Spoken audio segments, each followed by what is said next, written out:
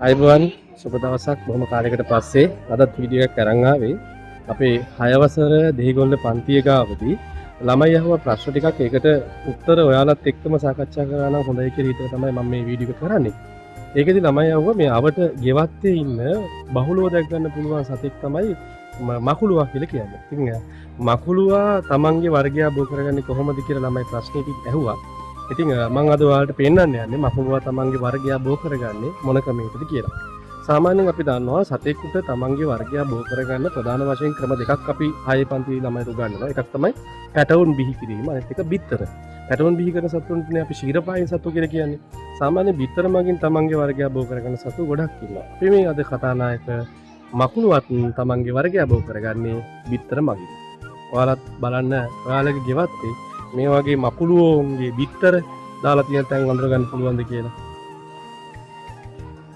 මෙන්න තියෙනවා ශාකයක්. ඔයාලට පේන්නේ නැති මේ වගේ මේ ශාකයේ තැන් තැන් වල මකුණු දැල් බැඳලා තියෙනවා.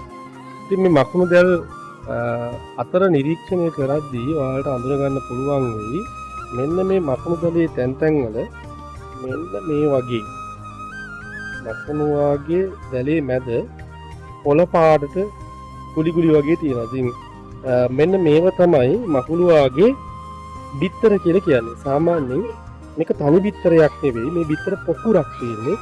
මේ ගහ පුරාවටම වටේටම තවත් මේ පැහැදිලි තැනකට මම අරන් යන්න මේ හැම තැනම තියෙනවා මකුළුවන්ගේ බිත්තර. මේ බලන්න. බිත්තර. මේ තියෙන්නේ මේ මකුළුවාගේ බිත්තර. මෙන්න තියෙනවා. මෙතන බැලු බැලමුන බිත්තර 4ක් වගේ පෙවුනට ඇත්තට මෙතන බිත්තර 4ක් නෙවෙයි බිත්තර ගොඩක් තියෙනවා. මේ එකක් ඇතුලේ බිත්තර සාමාන්‍යයෙන් 50ත් 100ත් අතර ප්‍රමාණයක් තියෙන්න පුළුවන්. ඇත්තට මේ කියන්නේ මේ බිත්තර පොකුරක්. බිත්තර පොකුරු 4ක් මේ තියෙන්නේ.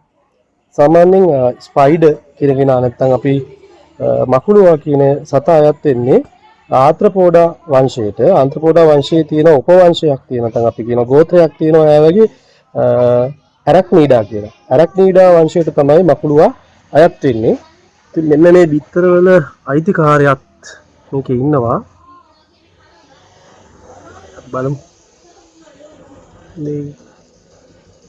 මෙන්න ඉන්නවා බිත්තරවල අයිතිකාරයෝ. මේ බිත්තරවල අයිතිකාරයෝ.